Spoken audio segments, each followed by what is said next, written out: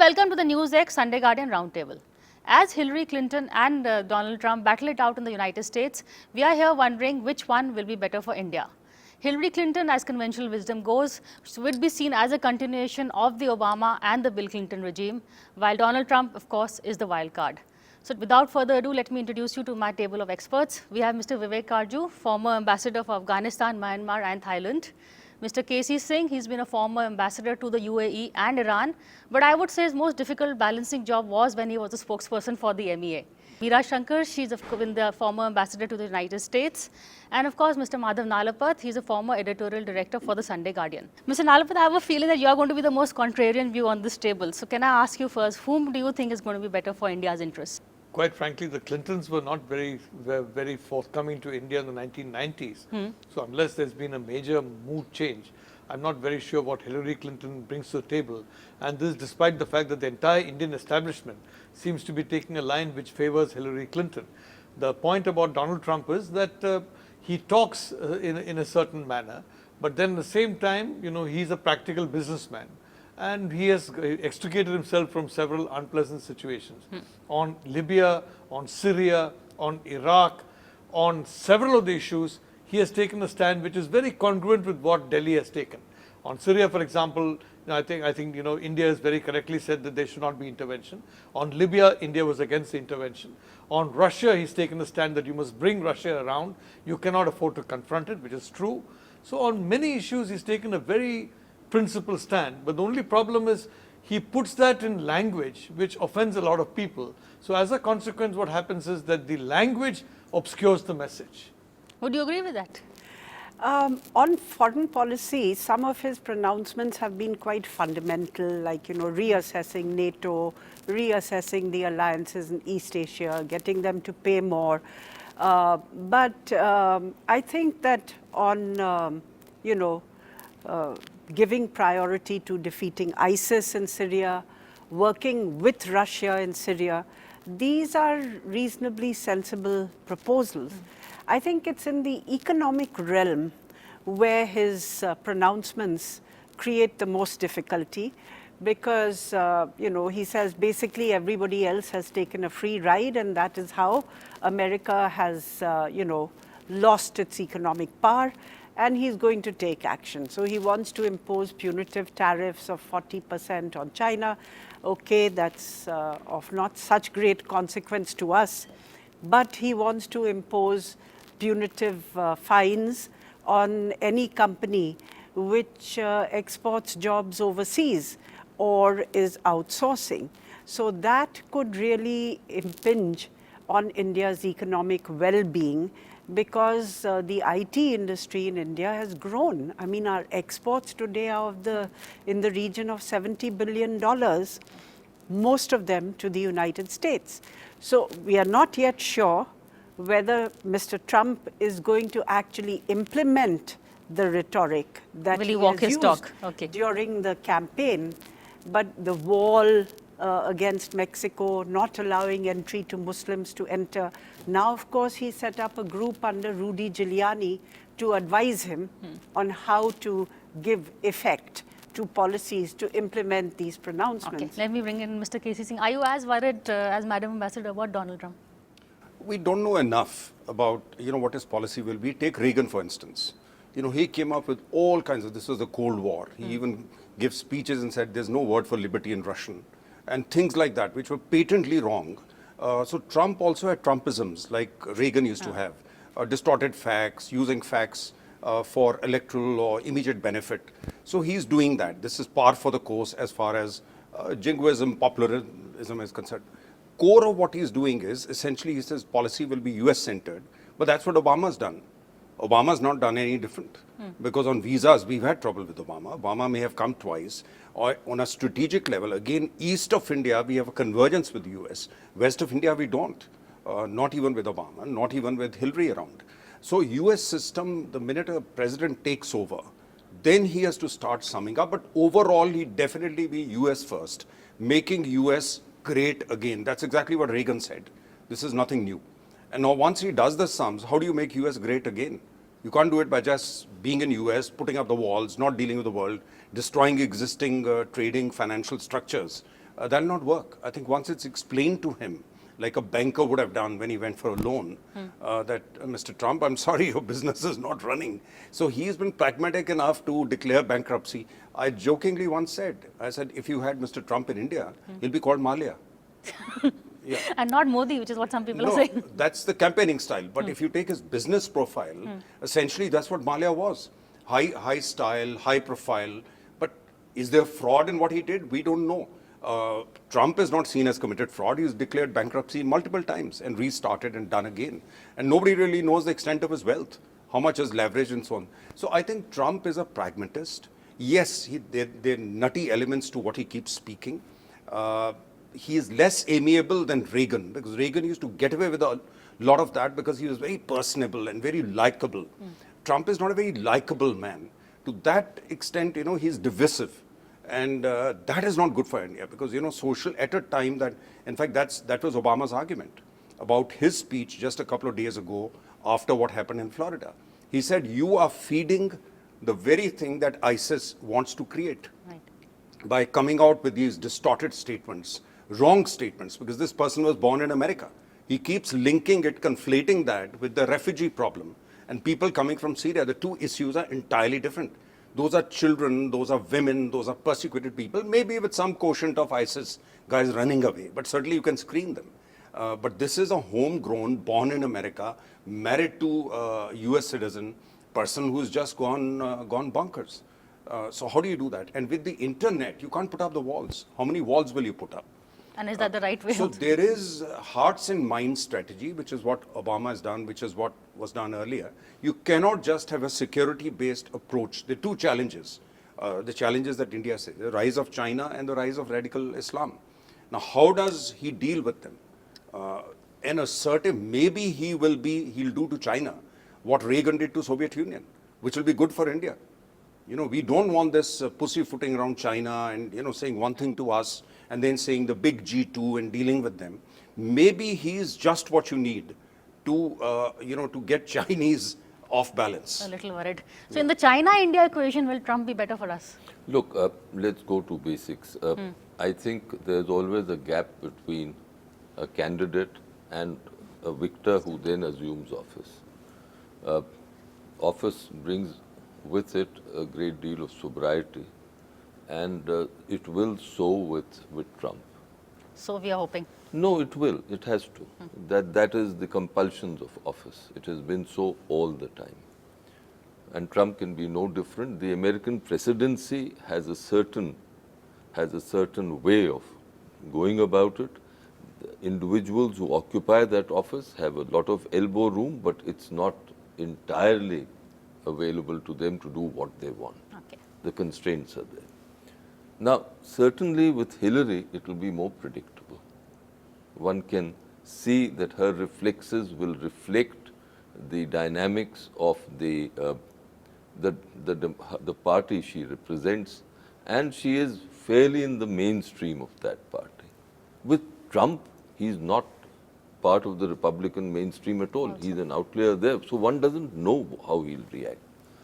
I do think that in the next phase of the campaign, you'll see a more sober Trump, even though he will try to retain his basic constituency, the constituency where he struck such a rich vein. That will be seen. So I do expect that on things like on Muslims, he'll be a little less combative. He'll say the things, but perhaps not as sharply. On women, he'll be more moderate. He can't afford to lose the entire women vote. On Hispanics, again. So he knows how to. So for Trump to win, he has to be more like Hillary. Is that what you're saying? I'm saying he has to move more to the center. He has to. That's his compulsion. Okay. It's the compulsion of any candidate. Now, on China, since you asked me, on China, I expect that he'll be a pragmatist, and that the institutional structures of dealing with China will come in. It will be trying to hold China, but he will not go all out. After all, we know that there is a symbiotic dependence of China and America today economically. Neither side has the liberty to ignore each other totally or to take rash steps. They'll bring the whole house down. They can't do that. I think, if I may just course. add here, that this has been described as the new financial balance of terror, because China holds 2 trillion in US treasuries, and the US is the biggest market for China. So neither can pull the other down without going down themselves. So at one level, their symbiotic economic relationship, as Vivek said, is something which actually forms the circumference within which the rest of their strategic competition also plays out. So it'll depend on whether he moves ahead with the Trans-Pacific Partnership. Will he abandon it or will he push it through? If you want to, you cannot deal with China strategically without isolating it economically. I don't buy this argument that they're forever dependent, because if he is saying that US has been deindustrialized, Yes. it's been mainly because of China. So not some jobs going to India. It's the the exports. productive capacity which has gone to China. So he has to address that. If he's serious, he has to address that. And the Chinese assertiveness can't be controlled unless economically you start cutting their, sniping at the edges. No, you'll have to evolve new methods of manufacturing if you really want to take Fair on enough. China. Yeah. Now that is happening, but it is not happening entirely. So it's till the foreseeable future, I see this symbiotic relationship continuing. But he is going to, try and trump China in that sense. Well, I just want to say that the problem which is being faced in the United States and China is that there is no agreement on the sphere of influence of the two countries. Now, the United States had predominance in a large part of Asia, West Asia, in South Asia, quite frankly, and East Asia. The Chinese want now a preeminence in certain parts of East Asia. They're looking at almost equality of status in the United States in West Asia. They're looking at long-term equality in Africa and in Latin America. So there's unlike the Soviet Union and the US, where the spheres of influence are fairly well defined, and the differences were small enough. In the case of China and the US, the differences are huge. So I don't think there's going to be a reduction in tension between China and the US. And in that, India plays a very important role for 2 or 3 reasons. One is, of course, the fact that militarily it is a major country. And secondly, in the knowledge economy, I mean, if, quite frankly, we need knowledge-friendly policies in India, which basically we need liberal policies. We need policies that promote freedom of speech, freedom of expression. We're a long way from all that now. But assuming we can get there, knowledge industry is going to boom in India. And without the Indian knowledge industry, the US is going to be severely handicapped. So I think the pragmatism of Donald Trump is going to lead him into a better relationship with India. And this America first attitude of Donald Trump, that we will keep what we have. And the Chinese are saying, look, you're no longer as powerful as you are, you can't keep what you have. I think that is going to lead to tension with China. Well, And if you look back historically, between the Soviets and the Americans, Europe got frozen in the late 40s. But there was enormous competition taking place, say, in Africa, in Asia, and elsewhere. And I think that will be replayed somewhat here. What about Hillary? Because at least with her, we know. I think Hillary is a known quantity. She visited India first as the first lady, and actually was the one who went back and said that the US needs to pay more attention to India. Thereafter, as Secretary of State, I think the strategic dialogue between India and the US was established under her charge. She took the initiative, and also she set up as many dialogue mechanisms between India and the United States as there were between the United States and China, saying that the two dialogues should be on par with each other. Again, that was her initiative. In terms of her advocacy of a stronger role for India, we can recall her speech in Chennai where she said we look to India not only to look east but also to act east. So thereby saying that the US would support a greater role for India in the Asia Pacific and the Indian Ocean. On trade, she is not protectionist. In fact, it was her husband who was the architect of NAFTA. So by and large, on economic policies, she would be centrist. Let me get Mr. K.C. Singh also in this. No, I think we should look at the Obama era policies because she is not only from the same party, but she was in the same administration. So it will not be the same policies, but the way President Obama has endorsed her, very clearly he's comfortable with her. And he realizes that his legacy depends on Hillary. Correct. Because a lot of energy will be expended by Trump in uprooting the Obama legacy, including their domestic legacy of medical reform and so on and so forth. So he realizes that if Hillary is there, then that gets consolidated. A bit like FDR's policies, which were resented at a particular point, but which then got entrenched. Republicans would like to undo that, change the Supreme Court appointment. It's still 8. The 9th judge has not been appointed. So many things, the social compact in US is at an inflection point. If Obama comes in, he's going to start shaking that and bringing in. Trump comes in. If Trump comes in, he will bring that. Whereas Hillary will carry on with, and also remember that Clinton Foundation has paid a lot of attention to developing countries. The husband has been traveling around. That's a good point. And also when we look at the Clinton presidency, 92 to 2000, don't forget that towards the end of it, it was the nuclear explosions that we did, which really upended it. But still Clinton was able to bring it out to an extent that when he came on a visit to India, you know how he made a visit to Pakistan, where he said that I will address the nation over and above Musharraf's head. So literally the tilt was already starting off. So Hillary's learned from there and then she developed on it. So as Vivek is saying, realism will come in, real policies will be on the table, and then you realize that your options are limited. But of course any president will tweak it with his own style, with his own priorities, what goes up on the list, what comes We've down. seen a bit of Hillary's style as Secretary of State when she came to Chennai. She may or may not be the same. I think we shouldn't extrapolate. A Secretary of State approaches the world differently. She's working within a paradigm created by the president. Now, when she comes in, there are a whole lot of other priorities which she will have, which she may not have been able to exercise or give attention to when she was Secretary of State. We don't know what she puts on top of the table. But certainly she has a problem with Libya. She's not going to get into any other place. She knows she's been scarred by that. So she's not going to be interventionist because she's seen it blowing up in their face in Libya. And presidents which come scarred, it does affect their conduct on that. So President Clinton also was not interventionist, You see, I think after a long time, finally they intervened in Bosnia, but they didn't intervene in Rwanda. And I think that was at the back of Hillary's mind in saying that this should not become another Rwanda. But because of what has happened in both Libya and Syria, I think there will be now caution because there's no appetite in the US for adventures abroad. Can I just take a quick break, but we'll come back and I'll come back to you about Trump. But we're going to take a quick break.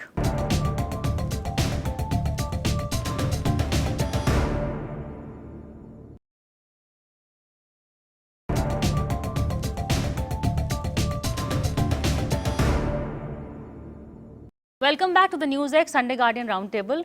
We are here discussing whom will be better for India, Donald Trump or Hillary Clinton. Before the break, you wanted to bring in something about Donald Trump. Well, I wanted to say that Donald Trump, on the one hand, he's talking about, economically challenging China. But on the other hand, he's talking about withdrawing from Asia. So he says he's not going to implement the rebalance, he will withdraw US forces from Asia, etc. So that isolationism, if he puts it into effect, will actually change the balance of power in Asia and won't be in our interest. Okay, Mr. Nalapat, you wanted to come in? No, I simply want to say that, the Clintons have been around for a long time. And if we talk about the Clinton Foundation, I mean, it's reasonably well known that a large amount of donations have come in from East Asia and from West Asia to the Clinton Foundation. Now, as I see it, Hillary Clinton's policy on Libya, which I don't think was the same as President Obama's policy. I think Obama was led by Clinton and by some other people around him to go in for an interventionist policy. He was very much resisting that. That policy is frankly the same policy that Turkey, Qatar, Saudi Arabia wanted. Whether it is Syria, whether it is Libya, or frankly earlier Iraq, these are precisely the policies which these important countries wanted. So the fact that citizens of these countries have been major donors to the Clinton Foundation, I'm not saying that there is any kind of a connection, but all I'm saying is that the policies that were followed by Hillary Clinton are policies that were very welcome in Ankara, very welcome in Riyadh and very welcome in Doha. It's very difficult to predict when a president of America will intervene in a situation militarily. I find that if you see history, it's impossible because it depends on a set of variables which cannot be anticipated. Yes, one could perhaps, knowing Bush, anticipate that he'll have a go at Saddam. Because I've personally thought that there were not only American sort of national interests involved, there were other personal things of Bush the Junior. But as far as India is concerned, my feeling is that there is a consensus within the American system that ties with India should be upgraded. Now, having said that, the only question is who will be willing to go further on this road, with either Trump or Hillary. Fair. Now, there Hillary will work incrementally, I suspect. She will devote more attention to improving economic ties, perhaps more technology transfer, but in a calibrated manner. Will she ever be as bold as Bush was on the nuclear deal and the NSG exemption? I doubt it. With Trump, there's a question mark. And that is where I think we really will only see Trump in action. We cannot predict because there's nothing here available to us which can indicate which way he'll go. But Mr. Singh, are you also thinking that Trump will sober down because, after the Orlando attack, we did not see any sobering down? Do you think that some... No, let's make a distinction between conduct and what he speaks. At the moment, he's in an electoral mode, and he'll keep doing more of the same because it is working. We've seen it happen in India in the last elections. Yeah, we saw it in the last election. Something worked for the BJP, and they keep doing it in that manner, and which is not necessarily what the center of the country likes. But it works, and who's going to question it? But another issue we must address is Iran. Because the deal with Iran, which is what has changed the complete dynamics in West Asia, where Obama withdrew and he realized that he have to unshackle Iran to balance ISIS or eliminate ISIS because the Sunni countries were a part of the problem. They were not a part of the solution. On Iran, Trump has been very forthright that this is a bad deal and this. I don't see what he can do about it. But yes, he will have to rethink the whole Syria thing. They can't just carry on doing what they're doing. Give so much of elbow room to Iran. GCC is frightened. No solution is possible. Israelis have their concerns. So this is going to be one major thing on his plate. Then come things like energy, which is of interest to us. He will be very pro whatever is done in U.S., new pipelines and so on and so forth. He's a businessman also. Which is good for us. So Latin America, and he probably understands. He's done a lot of business, though he's been ridiculed for it because they said, his experience of the world is holding the Miss Universe contest. Now that may be an oversimplification. There goes your Malia comparison again. Yeah. But the fact remains that he has traveled all over the world. Don't forget, Bush didn't even know the name of the Pakistani president when he was interviewed just before he took over. And from there he went. And then last point, presidents fall into two categories or three categories in America. One are instinctive presidents. Reagan, Bush, they're not into details. They instinctively come to a conclusion that a policy is good for them. I think he's more in that direction. His business may be pragmatist, but his foreign policy is all iffy, but it's all instinct. He goes by himself. I don't think he listens to anyone. Others are very deliberative. Carter, who'll go into every last para. Now, obviously, Trump is not in that category. He may have gone to Ivy College, through the circuit, but he's obviously, he's wasted his time there. He's not an intellectual animal. Therefore, we are dealing with an instinctive, reasonably successful businessman who has found a way. Incidentally, he's been trying to become president for 20 years. It's not that he's tried the first time he succeeded. And he's tried different permutations, combinations. But it's just worked. It's the time for Trump. Because the nation was ready. The nation was angry. Nation was feeling that, they are losing. Declining power will always have people whose feelings you can whip up. And US is a declining power. Not a declined power, but it's still a predominant power. But it's certainly not going to be the only predominant power. Now, in that, he's coming in at a very important point. of history where, he can't just govern off the cuff. It has to be, now a strategy has to be devised once he comes in. Your last words, I think, are going to set off a whole new debate, but we are out of time now. So that's it from us this week. Thank you for watching this roundtable. We'll see you again, same time next week.